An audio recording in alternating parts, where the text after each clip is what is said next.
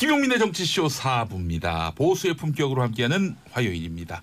정정 브라더스 두 분 모셨습니다. 자, 정도원 의원님 어서 오십시오. 네, 안녕하세요. 예, 정태근 의원님. 예, 안녕하세요. 정태근입니다. 예.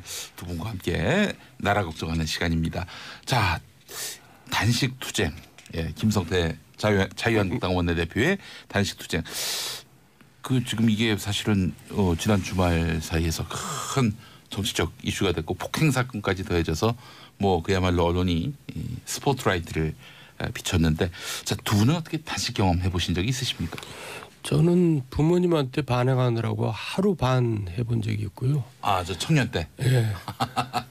힘들더라고요. 근데 정태근 전 의원은 여러 차례 한 것 같아요. 저는 깜빵에 있을 때 수타게 많이 했고요. 그래서 그때 사실은 상당히 무모하게 단식을 해가지고 이제 웬만하면 앞으로 단식은 하지 말자고 그랬는데, 이제 국회에 들어와서 2011년도에 그게 이제 한미 FTA인데, 그게 이제 원래 그 보수 정부가 추진하는 것도 아니고 노무현 정부가 추진했던 건데, 그래서 그 당시 이제 한나라당은 강행 통과를 하자고 얘기를 했고, 당연히 민주당은 요즘에는 민주당이 민생 분리해 가지고 국회 열어야 된다고 얘기하지만, 이제 당연히 본회의장을 점거하고 있었죠. 국회를 마비시켰죠. 우리 정당들은 다 여야가 다 마찬가지인데, 그래서 저는 이제 그거를 물리력으로 통과시키지 말고 합의 처리하자. 이래서 이제 단식을 시작해서. 아, 그걸로 단식하셨습니까? 네. 그래서 한 10일쯤 됐을 때 결국은 이제 강행 처리를 했죠. 강행 처리를 했고, 그때도 이제 제가 단식할 때에 저희 그 지역 사무소에 앞에 와가지고 시민단체인지 민주당을 가장한 시민단체인지는 모르겠습니다만 폭식 투쟁하고 그랬었어요. 아, 폭식 투쟁했었어요? 네, 그래서 짜장면 시켜다 먹고 그걸 또 자기들이 이제 무슨 온라인에다가 이제 블로그에다가 자랑하고. 그래서 참 세월호 때도 마찬가지고 이번에 피자 배달도 마찬가지고 좀 인간에 대한 예의들이 없는 것 같아요, 기본적으로. 그러니까 단식 취지에 공감을 안 할 수는 있어도 이 땅에 조롱이잖아요. 그러니까 단식을 하는 사람들은 어떻든 이제 극한의 고통들을 감내하는 건데. 그래서 정치인이 하는 그런 거에 대한 조롱은 세월호 가족에 대한 그 조롱보다는 좀 같은 거죠. 같은 거라고 보십니까? 그럼요. 아니 둘 다 바람직하고 아름답진 않지만은. YS가 얘기했습니다만 제대로 단식을 하면은요. 한 깜빵에서 예를 들면 오래 단식하신 분들이 35일, 40일에 단식 굶으면 죽죠. 아이고, 그렇죠. 그는 진짜. 근데 그건 제가 보기에는 그런 단식을 하는 사람들 앞에서 가지고 폭식 투쟁을 하고 이런 거는 하지 말아야 됩니다. 그때 함께 하셨던 분이 보니까 김성식 의원도 보이고. 저만 단식했고요.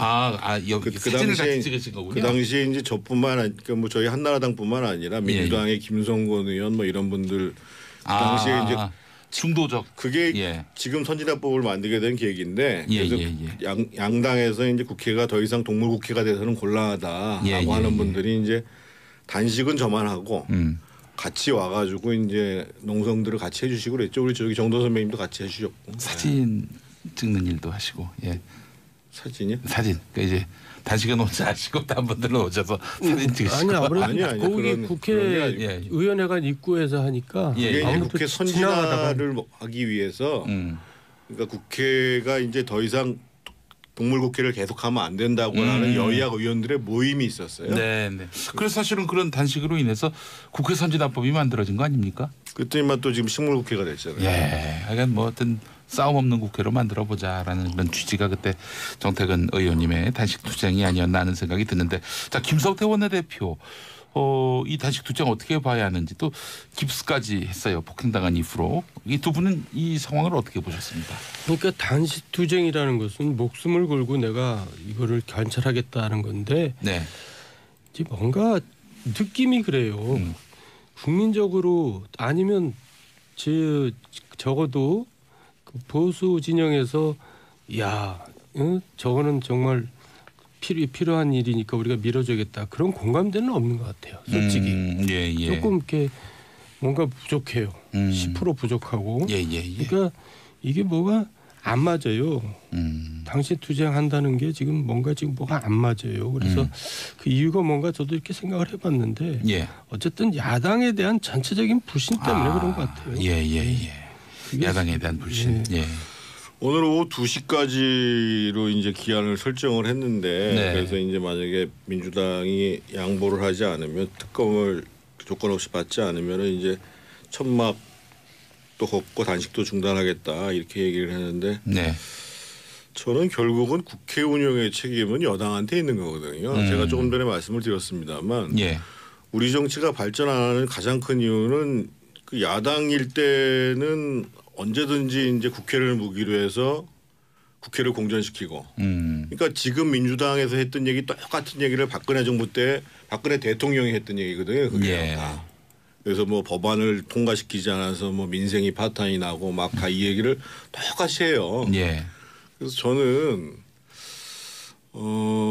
지금 이제 뭐 여러 논란이 있음에도 불구하고 지금 뭐 드루킹이 오늘 뭐 추가로 지금 뭐 기사가 이제 한 개가 아니라 676개고 네. 뭐 댓글이 2만 개고 뭐 추천 수는 210만 개고 이게 지금 계속 나오고 있잖아요. 예. 그래서 특검을 빨리 받고 국회를 정상화시키면 당연히 추경도 심의될 거고 예. 법률안도 통과될 거고. 예. 다만 제가 말씀드렸던 것처럼 판문점 선언 같은 경우에는 좀 그 정부에서 이행 계획에 대해서 좀 같이 제출해 주면 예. 뭐 그것도 충분히 논의할 수 있는 거죠. 그래서 제일 좋은 방법은 특검 받고 국회도 정상화하는 거죠. 정상화. 네. 그래서 조건을 거는 게 아니라. 여당도 뭐 특검은 받긴 하는데 몇 가지 이제 조건을 단 게 있어요. 예. 이 부분은 몇 가지 조건이 아니라 굉장히 많이 달았죠. 20가지라고 하는데 네, 그러니까 여당 쪽에서는 뭐 그 조건은 논의할 수 있다라고 또 이야기하고 있어서. 아니 그러니까 김동철 바른미래당 원내대표가 비교적 합리적인 분인데 예. 이분이 굉장히 뭐 교활한 조건을 달았다 이렇게 나오는데 아 여당 쪽에서 예. 예. 하여간 저는 지금 지방선거 판이 이제 거의 뭐 기울어져 있고 야당이 있죠 곤란하거든요. 예. 그러니까 야당으로서는 지금 이거 말고는 지금 뭐 투쟁할 게 없어요. 여당에서 이거 하나 풀어주죠. 뭐 사실 특검해도 현실적으로 이거 1, 2개월 슉 가거든요. 예, 예. 뭐 지방선거 끝날 때까지도 결론도 안답니다. 근데 왜 이렇게 붙들고 있는지 저는 그게 좀 앞서 명칭을 특검법 명칭을 가지고 많이 말씀들을 하시던데 예, 예, 특검은 한마디로 얘기하면 등자의 묘미가 있는 겁니다. 등자. 등. 예, 등. 예를 들면 이번에도 뭐 드루킹 등 댓글 여론 조작과 관련된 예를 들면 뭐 지금 야당에서는 지금 대선 때까지 해야 된다고 그러니까 2017년부터 시작된 예. 해가지고 예. 그래서 등자 하나 놓으면 다 조사할 수 있는 거예요. 그렇죠. 조사할 수 있는 거고. 김용민만 있으면 김용민만 조사하지만 김용민 등 하면은 그럼요. 모두를 다 조사할 수 있는. 그게 이제 특검법의 묘미고. 예. 그래서 그렇게 타협 보고 민주당에서 비토권을 놓겠다라고 하는 거는 그거는 특검 하지 말자는 얘기하고 똑같은 얘기죠. 그거 누가 봐도 황당한 주장이에요. 예. 그러니까 김동철 원내대표가 뿔 따고 나가지고 막 침낭 준비하라고 얘기하죠. 예, 예. 같이 이제 투쟁하겠다. 이런 네. 뜻으로 예 알겠습니다. 오늘 그 정세균 국회의장이 낮 2시를 데드라인으로 정했는데 전격 합의할 가능성은 없다고 보십니까? 어떻습니까? 없을 것 같은데요. 지금 여당 입장이 뭔지 모르지만 강경해요. 네. 그런지 그게 자만심에서 오는 건지 아니면 진짜 특검하다 보면 무슨 일이 날 것 같아서 그런 건지. 이건 왜 이렇게 강경한지 모르겠어요. 그런 측면도 있고요. 예. 지금 이제 원내대표가 교체 시기잖아요. 그러니까 이제 재량권을 가지고 하기가 어려워요. 그러니까 예를 들면 우현식 대표는 지금 마감해야 되는데 혹시나 이 결정을 해가지고 내가 나중에 후환을 입는 게 아니냐라고 주저할 수도 있고. 예. 두 번째로는 지금 이제 여야 모두가 사실은 마찬가지인데 제가 보기에는 솔직히 민주당조차도 네. 별로 국회 정상화에 대해서 의지가 없다. 학업의 의지가 별로 없어요. 그러니까 아니 왜 그럴까요? 지방선거 때 지방선거 이겨놓고 국회 열면 훨씬 편하잖아요. 예. 그러니까 지금 추경 자꾸만 말씀하시는데요. 지금 이제 뭐 신문사에서도 그걸 갖다가 일면톱으로 청년 내일 채용 공제 때문에 네. 신청 다 받았다고 얘기를 하는데 네. 그거 실제로 예상 집행률은 19%뿐이 안 돼. 지금 한꺼번에 집행하는 게 아니고 예를 들면 그게 이제 300만 원 채우면 3년 차에 걸쳐 가지고 이제 그 지원을 하겠다 이런 거거든요. 예. 총 1,600만 원 만들어 주겠다 이런 내용이거든요. 근데 그 추경을 엄격하게 하자고 주장하는 것도 누가 주장을 한 거냐면 국가재정법을 지금의 국가재정법을 만든 사람이 노무현 대통령이에요. 이전에 이게 뭐 집권당이나 정부가 그냥 뻑하면 그냥 추경한단 말이에요. 예. 그래서 추경의 요건을 엄격하게 국가재정법에 규정을 해놓은 게 지금 민주당 정부가 있을 때고 그래서 지금 이제 추경이 없다고 해가지고 뭐 오늘 제가 보니까 참 김동연 부총리 진짜 실망스럽던데 지금 예를 들면 통영이라든지 군산이라든지 이런 데에 대한 긴급 지원을 못하는 것도 아니고 그거보다는 제가 보기에는 그 제대로 심의를 하라 이거죠. 제대로. 제대로 심의해서 국민의 세금을 제대로 쓰고 그래서 정책적 효과가 날 수 있고 그러면 야당에서도 사실은 심의한 거에 대해서 자부심을 느끼게 되는 거거든요. 여당은 당연히 정책을 집행해야 되는 과정이고 그런 게 안 되는 우리 정치가 참 안타까우니까는 그게 문제인 거죠. 알겠습니다. 자, 국회 정상화 이야기 뭐 이 정도로 가름 짓고요. 자, 문재인 대통령이 당선된 날로부터 이제 1년이 다 됐습니다. 자, 이 두 분과 함께 문재인 정부 1년을 평가하는 시간 한번 가져봤으면 하는데 먼저 그 총평부터 해주신다면요. 일단 외치는 뭐 만점에 가까운 거고. 만점에 가깝다. 내치는 글쎄요. 문제점이 많이 있죠. 크게 보면 그렇게 되고 있고요. 사실 내치를 돌볼 시간도 별로 없었던 것 같아요. 근데 저는 무엇보다도 문재인 대통령이 그 전 대통령들도 그랬지만은 수석들하고 일하는 게 아니라 장관들하고 일했으면 좋겠어요. 우리나라 대통령은 노무현 대통령 때부터 좀 그렇게 되는 경향이 생겼는데 멀쩡하게 장관 임명해놓고 장관들하고 일을 안 해요. 왜 그런지 모르겠어요. 장관들이 꼭 구계자처럼 돼 있고 그 장관이 영어로 세크레터리 오브 뭐 디파트먼트 뭐 이런 식으로 돼 있거든요. 이거 비서 중에 비서인데 왜 수석 가까이 있는 수석하고만 얘기하고 장관들하고는 이렇게 일을 안 하는지. 수석과 장관의 역할 차가 뭐가 있습니까? 수석은 장관의 연락병이죠. 그러니까 정부와 저 대통령과의 연락병이죠. 근데 왜 수석이 또 모든 걸 다 좌지우지하고 장관은 헌법에 명시되어 있는 국무위원이고요. 행정 조직을 대통령과 함께 집행하는 사람이죠. 장관의 위상이 훨씬 높고 중요하죠. 중요하고. 근데 어떻든 지금 문재인 정부 1년 성적표는 좋다고 봐야죠. 그러니까 이제 오늘 한 신문사에서 경제 전문가 150명을 상대로 설문조사를 했더니만 국정 운영 전반에 대해서 B 플러스 3.7점 5점 만점에 3.7점을 올렸어요. 그리고 이제 조금 아쉬운 부분으로 고위직 인사에 대해서는 B 마이너스 3.1점이 나왔고 문제라고 얘기하는 부분들이 일자리 정책, 혁신 성장, 에너지 정책 이게 다 이제 C학점이 나왔죠. 2.7점, 2.9점, 2.9점. 그리고 오늘 유승민 그 바른미래당 대표도 안보는 긍정적인데 경제는 실패했다. 그래서 더더군다나 지금 문재인 대통령의 지지율이 지금 70% 후반 80%를 지금 상회하는데 이게 이제 거의 당선돼서 취임 직후한 거하고 비슷하다는 거고. 여태까지 지금 이제 뭐 YS나 DJ나 노무현 대통령은 상당히 어려웠고 박근혜 대통령이 1년에 비해서 굉장히 좋은 거거든요. 그래서 저는 양 측면이 다 있는 것 같습니다. 하나는 일단 긍정적인 측면에서 보면 남북 관계에 있어서의 큰 성공을 내딛어가는 아직 뭐 다 이루어진 건 아니지만 내딛어가는 거하고 또 한 가지는 문재인 대통령의 리더십이 과거의 대통령에 비해서 훨씬 덜 권위적이고 소통하려고 노력하고 그리고 이제 소박하게 대화하려고 하고 이런 점들이 국민들한테 크게 작용을 하는 것 같고 또 반대 효과에 있어서는 지금 이제 기저 효과라는 게 있는 거잖아요. 그러니까 전임 박근혜 대통령한테 아주 사람들이 넌더리가 났거든요. 그래서 그거를 하나 깔고 가는 게 있고 또 한 가지는 지금 자유한국당을 잘 만났잖아요. 자유한국당이 이제 이게 이제 철학도 없고 리더십도 없고 미래도 없고 능력도 없고 사무정당이라고 얘기를 하잖아요. 이렇게 훌륭한 정당을 맞으니까 상대적으로 돋보이시는 거죠. 근데 글쎄요, 야당이 이게 사무정당이라고 비판받을 만큼 힘이 쇠락해 있는 것도 뭐 나라를 위해서는 좋지 않은 것 같아요. 아주 안 좋죠. 아주 안 좋은 거죠. 그리고 저는 경제 문제에 대해서 지적하고 싶은 게요.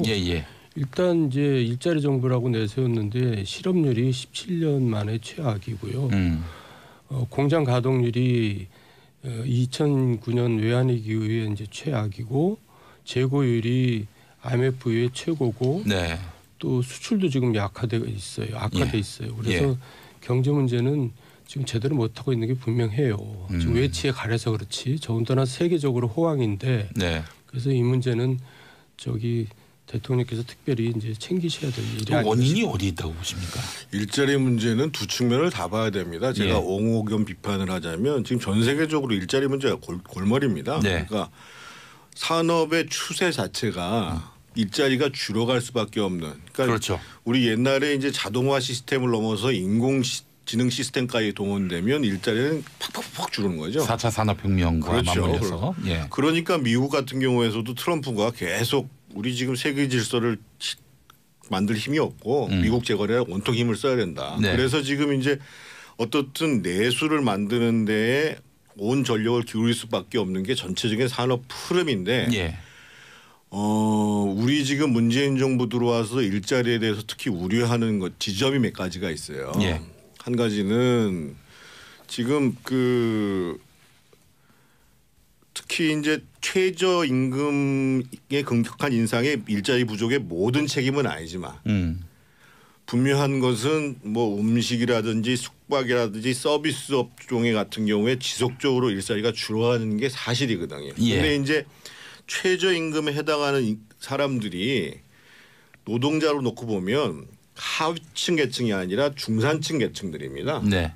그리고 이제 그래서 전문가들이 얘기하는 거는 이게 이제 이게 복지의 문제면 정부가 직접 지원을 해야 되는 문제고 경제적인 문제는 기업 형편을 고려해야 되는. 왜냐하면 기업이 돈을 올려줘야 되는 문제니까. 예. 그러면서 이제 중소기업들을 키워나가는 과정들을 해야 된다. 이런 문제가 있는 거고 또 한 가지는 이제 지금 이제 저희가 이제 좀 그 삶을 풍요롭게 하기 위해서 노동 시간을 단축했잖아요. 50시간으로. 근데 이제 이 문제와 관련해서는 중소기업에 근무하는 사람은 더 일하고 더 받기를 원하는 사람도 존재한다는 거죠. 그래서 제가 지금 어느 게 옳다 아니다라는 것들을 규정지어서 말씀드리는 게 아니라 이런 논란이 있는 정책이 있으면 이 문제에 대해서 보다 더 폭넓게 평가하고 그러니까 정권을 지금 이 정책을 만들었던 사람만 모여서 평가하는 것이 아니라 반대쪽 진영에 있는 경제 전문가들을 불러와 가지고 이런 정책에 대해서 일찍 평가할 때가 됐거든요. 한 1년 됐으니까요. 그리고 보완할 건 뭔지 수정을 할 건 뭔지 대안을 제출할 건 뭔지 이런 방식으로 풀어가야 이 문제가 조금이라도 해결이 가능하다는 거죠. 그때도 이제 제가 단식할 때에 저희 그 지역사무소에 앞에 와가지고 시민단체인지 뭐 민주당을 가장한 뭐 시민단체인지는 모르겠습니다만 폭식투쟁하고 그랬었어요. 폭식투쟁했었어요? 네, 그래서 뭐 짜장면 시켜다 먹고 뭐 그걸 또 자기들이 이제 무슨 온라인에다가 이제 블로그에다가 자랑하고. 그래서 참 뭐 세월호 때도 마찬가지고 이번에 피자 배달도 마찬가지고 좀 인간에 대한 예의들이 없는 것 같아요 기본적으로. 그러니까 뭐 단식 취지에 공감을 안 할 수는 있어도. 이따게 조롱이잖아요. 그러니까 단식을 하는 사람들은 어떻든 이제 극한의 고통들을 감내하는 건데. 그래서 정치인이 하는 그런 거에 대한 조롱은 세월호 가족에 대한 그 조롱보다는 좀 같은 거죠. 같은 거라고 보십니까? 그럼요. 아니 뭐 둘 다 바람직하고 아름답진 않지만은. YS가 얘기했습니다만 제대로 단식을 하면은요. 한 뭐 깜빵에서 예를 들면 오래 단식하신 분들이 뭐 35일, 40일에 단식 굶으면 죽죠. 아이고 그렇죠. 그는 진짜. 근데 그건 제가 보기에는 뭐 그런 단식을 하는 사람들 앞에서 가지고 폭식 투쟁을 하고 이런 거는 하지 말아야 됩니다. 그때 함께 하셨던 분이 보니까 김성식 의원도 보이고. 저만 단식했고요. 그 당시에 찍으신 거군요. 그 당시에 이제 그러니까 뭐 저희 한나라당뿐만 아니라 민주당의 김성곤 의원 뭐 이런 분들 그 당시에 이제 중도적 그게 지금 선진화법을 만들게 된 계기인데 그래서 양당에서 이제 국회가 더 이상 동물 국회가 돼서는 곤란하다라고 하는 분들이 이제 단식은 저만 하고 같이 와가지고 이제 농성들을 같이 해주시고 그랬죠. 우리 저기 정도 선배님도 같이 해주셨고 사진 찍는 일도 하시고. 사진이요? 사진. 그러니까 이제 단식은 혼자 하시고 다른 분들은 오셔서 사진 찍으시고. 아니 거기 국회의원회관 입구에서 하니까. 이게 국회 선진화를 하기 위해서 그러니까 국회가 이제 더 이상 동물국회를 계속하면 안 된다고 하는 여야 의원들의 모임이 있었어요. 네. 그래서 사실은 그런 단식으로 인해서 국회 선진화법이 만들어진 거 아닙니까? 그랬더니만 또 지금 식물국회가 됐잖아요. 예. 하여간 뭐 어떤 싸움 없는 국회로 만들어 보자라는 그런 취지가 그때 정태근 의원님의 단식 투쟁이 아니었나 하는 생각이 드는데, 자, 김성태 원내대표 이 단식 투쟁 어떻게 봐야 하는지, 또 깁스까지 했어요. 폭행당한 이후로. 이 두 분은 이 상황을 어떻게 보셨습니까? 그러니까 단식 투쟁이라는 것은 목숨을 걸고 내가 이거를 관찰하겠다는 건데, 네. 이제 뭔가 느낌이 그래요. 국민적으로 아니면 적어도 그 보수 진영에서 저거는 정말 필요한 일이니까 우리가 밀어줘야겠다, 그런 공감대는 없는 것 같아요. 솔직히 조금 이렇게 뭔가 부족해요. 10% 부족하고. 그러니까 이게 뭐가 안 맞아요. 당시 투쟁한다는 게 지금 뭐가 안 맞아요. 그래서 그 이유가 뭔가 저도 이렇게 생각을 해봤는데 어쨌든 야당에 대한 전체적인 불신 때문에 그런 것 같아요. 야당에 대한 불신. 여러 굉장히 많이 달았죠. 20가지라고 하는데 그러니까 여당 쪽에서는 뭐 그 조건은 논의할 수 있다라고 또 이야기하고 있어서. 그러니까 이제 김동철 바른미래당 원내대표가 비교적 합리적인 분인데 이분이 굉장히 뭐 교활한 조건을 달았다 이렇게 나오는데. 여당 쪽에서. 하여간 저는 지금 지방선거 판이 이제 거의 뭐 기울어져 있고 야당 있죠, 곤란하거든요. 그러니까 야당으로서는 지금 이거 말고는 지금 뭐 투쟁할 게 없어요. 여당에서 이거 하나 풀어주죠. 뭐 사실 특검해도 현실적으로 이거 1, 2개월 슉 가거든요. 뭐 지방선거 끝날 때까지도 결론도 안 답니다. 근데 왜 이렇게 붙들고 있는지 저는 그게 좀. 앞서 특검법 명칭을 가지고 많이 말씀들을 하시던데 특검은 한마디로 얘기하면 이제 등자의 묘미가 있는 겁니다. 등.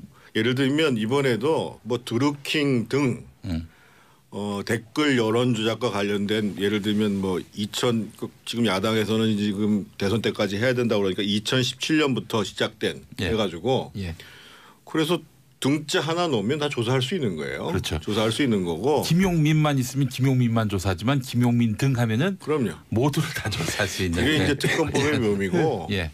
그래서 그렇게 타협 보고 민주당에서 비토권을 놓겠다라고 하는 거는 그거는 특검 하지 말자는 얘기하고 똑같은 얘기죠. 그거 누가 봐도 황당한 주장이에요.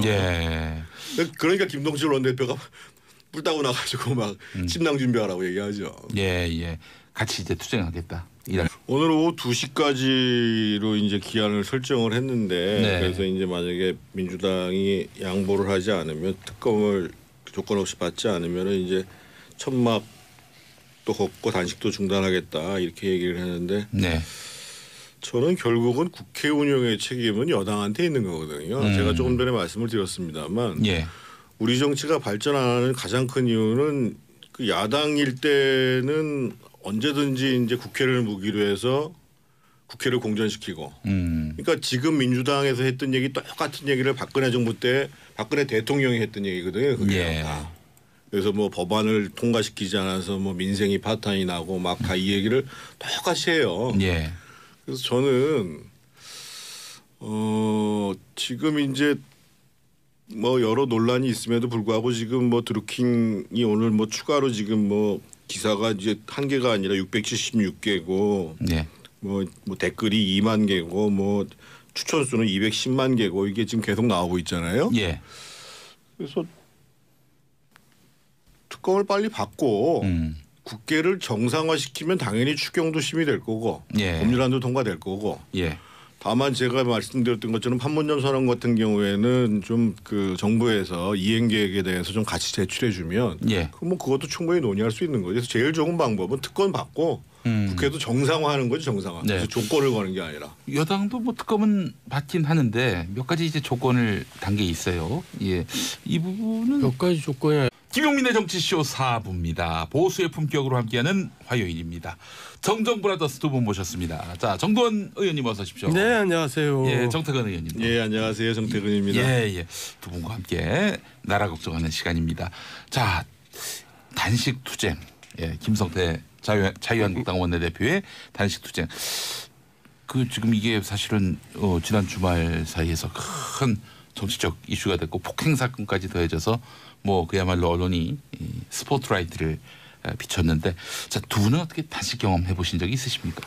저는 부모님한테 반항하느라고 하루 반 해본 적이 있고요. 아, 저 청년 때. 예. 아, 힘들더라고요. 근데 정택은 전 의원은 여러 차례 한 것 같아요. 저는 뭐 깜빵에 있을 때 뭐 숱하게 많이 했고요. 그래서 그때 사실은 뭐 상당히 무모하게 단식을 해가지고 이제 웬만하면 앞으로 단식은 하지 말자고 그랬는데, 이제 국회에 들어와서 2011년도에 그게 이제 한미 FTA인데 그게 이제 원래 그 보수 정부가 추진하는 것도 아니고 노무현 정부가 추진했던 건데, 그래서 그 당시 이제 한나라당은 강행 통과를 하자고 얘기를 했고, 뭐 당연히 민주당은 뭐 요즘에는 뭐 민주당이 민생 분리해 가지고 국회 열어야 된다고 얘기하지만 이제 당연히 본회의장을 점거하고 있었죠. 국회를 마비시켰죠.